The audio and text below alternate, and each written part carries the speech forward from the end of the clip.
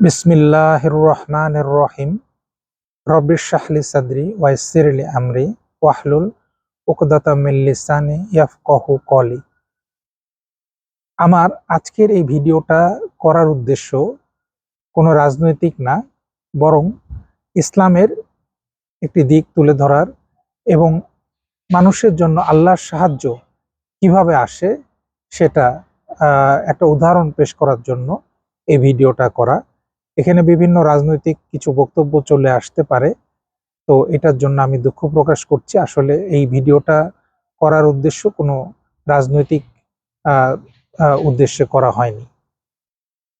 আহ, দেখেন, বাংলাদেশে সম্প্রতি একটা রাজনৈতিক পট পরিবর্তন হয়েছে এবং দেখা গেছে যে একটি দল তারা দীর্ঘদিন ক্ষমতায় ছিল, তার একটি গণ অভ্যুত্থানের পরে তাদের সরকারের পতন হয় এবং নতুন একটি সরকার ক্ষমতায় চলে আসে।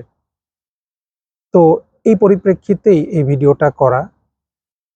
আসলে আমার ব্যাকগ্রাউন্ডটা একটু বলে নেই। সেটা হচ্ছে যে আমি একটা অরাজনৈতিক ব্যক্তি, তারপরেও বাংলাদেশে গত 16 বছরে আমি যা দেখেছি তাতে কিছু কিছু জিনিস আমি পছন্দ করিনি। যেমন বাংলাদেশে দেখা গেছে যে আলেম ওলামাদের উপরে অনেক সময় নির্যাতন নেমে আসছে এবং বাংলাদেশে নাস্তিক, মুরতাদ, ইসলাম বিদ্বেষী তাদের উত্থান হয়েছিল এবং তারা ইসলামের বিরুদ্ধে যখন কথা বলছে তখন আলেম ওলামারা তার প্রতিবাদ করছে এবং যার কারণে আলেম ওলামাদের উপরে নির্যাতন নেমে আসছে। আমাদের অনেক আলেম ওলামা তারা দেখা গেছে যে জেলে গেছেন, তারা দীর্ঘদিন জেল খাটছেন, অনেকে গুম হয়েছেন এবং অনেকে হত্যার শিকার হয়েছেন। এরকম অনেকগুলা ঘটনা আমাদের চোখের সামনে আমরা দেখছি এবং আমরা যারা সাধারণ ধর্মপ্রাণ ধর্মভীরু মুসলিম, তারা আসলে আর আলেম ওলামাদের প্রতি আমাদের স্বাভাবিকভাবে একটা ভালোবাসা আছে এবং এইগুলো আমাদের অন্তরকে কষ্ট দিয়েছে। এবং বাংলাদেশে আপনারা জানেন যে বিভিন্ন সময় যে গুম খুন হয়েছে এবং সাধারণ মানুষ এটাতে ক্ষতিগ্রস্ত হয়েছে। ছোট ছোট বাচ্চা তারা এতিম হয়ে গেছে, নারীরা তারা স্বামীহারা হয়েছে, পিতামাতা সন্তান হারা হয়েছে। এগুলো আমাদের অন্তরকে কষ্ট দিছে। তো অরাজনৈতিক ব্যক্তি হলেও কিন্তু আমরা যখন দেখি যে মানবতার কোনো মানবতা লঙ্ঘিত হচ্ছে, সেখানে কিন্তু সকল মানুষ, সেটা হিন্দু হোক, মুসলমান হোক, নাস্তিক হোক, সবার কিন্তু সেই কষ্টটা লাগবে। আমি একজন মুসলিম, আমি নাস্তিক্যবাদ পছন্দ করি না, কিন্তু তারপরও একজন নাস্তিককেও যখন যদি অন্যায়ভাবে হত্যা করা হয়, সেটা আমরা কিন্তু মানব না, সেটা কিন্তু আমরা মেনে নেই না কখনো। তো সেই পরিপ্রেক্ষিতে আমি বলতে পারি যে বাংলাদেশে যে ঘটনাগুলো ঘটছিল সেটা আমরা পছন্দ করিনি।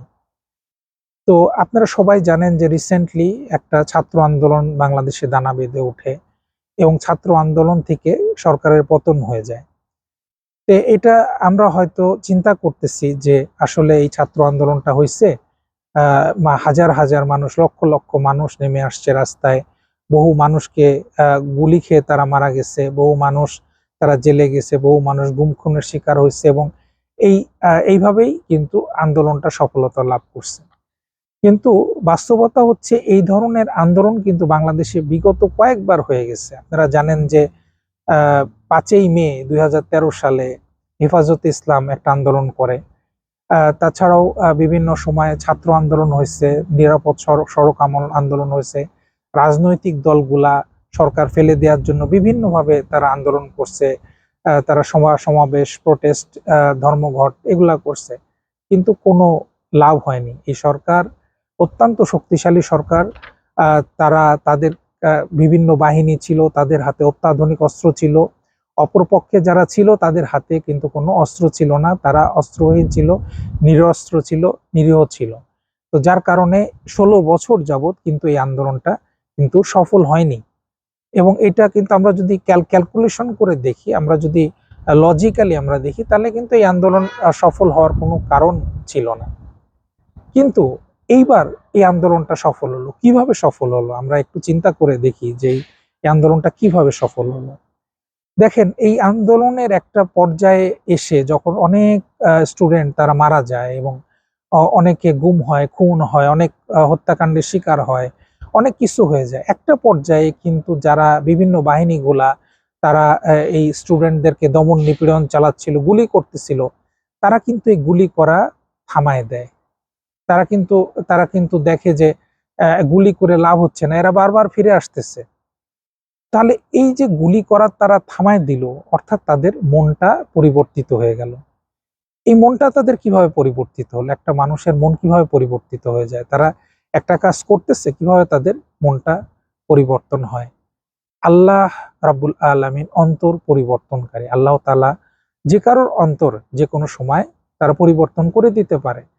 তো এইভাবেই কিন্তু এই বাহিনীগুলা তাদের অন্তর পরিবর্তন হয়ে গেছিল এবং তারা তাদের অস্ত্র সংবরণ করছে। তারা কিন্তু আর গুলি করে না, তারা এক পর্যায়ে থেমে গেছে, থেমে যেতে তারা বাধ্য হয়েছে এবং আল্লাহ রাব্বুল আলামিন তাদের অন্তর পরিবর্তন করে দিয়েছেন। এবং তারপরে দেখেন যারা স্টুডেন্ট, ছাত্র জনতা তারা প্রোটেস্ট করতেছিল, তারা শত শত মানুষ তারা মারা গেছে, তারা গুলি খাইছে, হাজার হাজার মানুষ আহত হয়েছে, হাজার হাজার মানুষ বন্দী হয়েছে, কিন্তু তারা কিন্তু দমে যায় নাই, তারা কিন্তু এগিয়েই গেছে। তাহলে এই যে সাহস তাদের মনের ভিতরে আসলো, এই সাহস কিন্তু আগেও যারা আন্দোলন করছে তাদের কিন্তু সেই সাহসটা আসে নাই। 50 জন 100 জন হয়তো মারা গেছে, তারা পিছনে চলে আসছে, গুলি খাইছে পিছনে চলে আসছে, তারা আর আগায় নাই। কিন্তু এইবার তাদের এই সাহসটা কিভাবে আসলো? আল্লাহ তাআলা তাদের অন্তরে এই সাহসটা দিয়ে দিছে বলেই তারা এই আন্দোলনটা করতে পারছে। তাদের মনে এই সাহসটা আল্লাহ তাআলা দিয়ে দিছে যে তোমরা আগায় যাও, তোমরা সফল হবা, তোমরা পিছপা হও না। এবং তারা কিন্তু এই সাহসে ভর করে তারা আন্দোলনটাকে সফল করছে। এবং সর্বশেষ যেই ক্ষমতাসীন সরকার ছিল, দেখেন তারা হঠাৎ করে তারা ক্ষমতা ছেড়ে দিয়ে প্লেনে করে, হেলিকপ্টারে করে তারা তারা পালিয়ে গেল। কেন তারা পালালো? এটা কিন্তু চিন্তার বিষয়। কারণ তারা কিন্তু এর আগেও বহু আন্দোলন তারা প্রতিহত করছে, দমন করছে।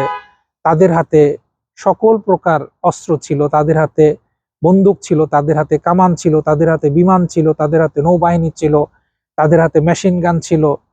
তারা আরো বহু মানুষ চাইলে হত্যা করতে পারত, কিন্তু আল্লাহ তাদের অন্তরে ভয় সৃষ্টি করে দিচ্ছেন।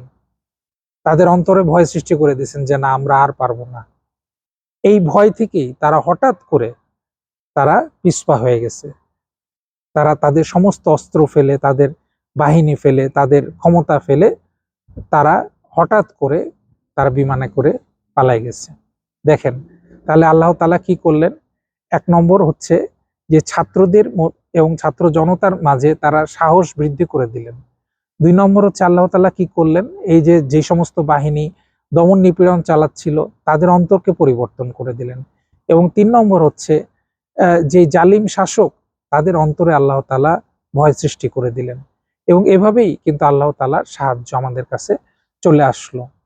তাহলে সকল প্রশংসা একমাত্র আল্লাহ তাআলার। আলহামদুলিল্লাহ, আল্লাহ তাআলা যদি না চাইতেন কখনো আমরা সফল কাম হতে পারতাম না।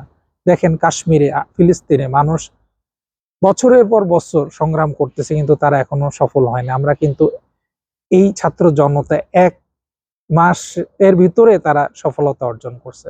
এটা কিভাবে হলো? এটা মিরাকেল, আল্লাহ রাব্বুল আলামিনের মিরাকেল ছাড়া আর কিছুই নয়। এবং সবশেষে আমি আল কোরআন থেকে 2টি আয়াত বলবো এবং আপনারা এই আয়াতগুলো পড়বেন এবং এটা বোঝার চেষ্টা করবেন।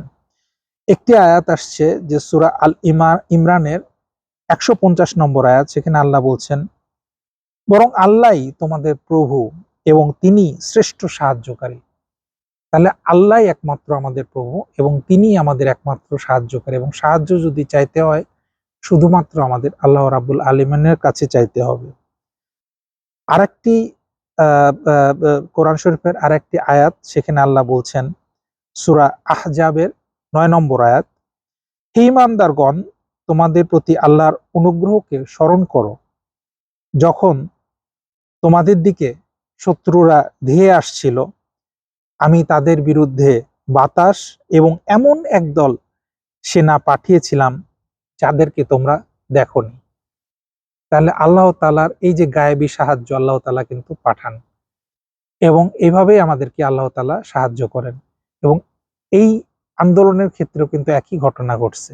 আল্লাহ তাআলা এমন এক সেনা আমাদের জন্য পাঠিয়েছিলেন যাদেরকে আমরা দেখি নাই। আলহামদুলিল্লাহ।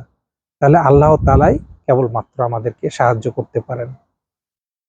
আল্লাহ রাব্বুল আলামিন আমাদের সকলকে আল কোরআন এবং হাদিসের উপরে এবং রাসূল সাল্লাল্লাহু আলাইহি ওয়াসাল্লামের সুন্নতের উপরে চলার তৌফিক দান করুন।